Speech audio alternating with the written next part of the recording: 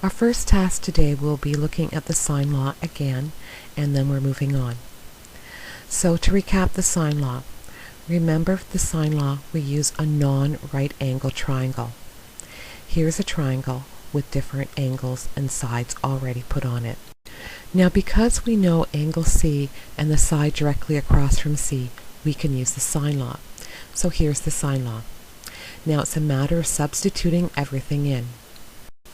We're going to first look at angle A. So sine A over 14. Then if I look at angle B and side B, I know nothing, so I leave them the way they are. And finally, I know angle C, it's 25, and side C is 9.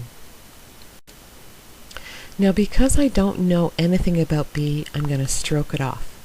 Okay? Now, because I'm only interested in the other two, I'm going to put them side by side so that it's easier for me to see what I need to do. Now you should recognize this as cross multiplying. So I've done the one cross, sine A times 9, and we know that's going to be equal to the other two crossed together, so that's going to be 14 times the sine of 25. Now because I'm interested in angle A, I need to get rid of that 9. So we'll divide 9 on both sides.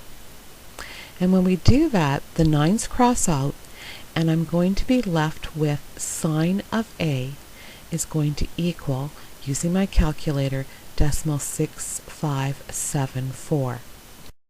Now because I'm finding an angle, I can't separate that sine from A without using a special thing on my calculator.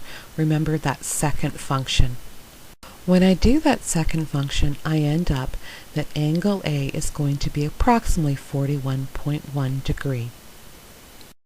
So the sine law uses cross multiplication whether I'm finding a side or an angle. It's just that an angle means I have to do one more step.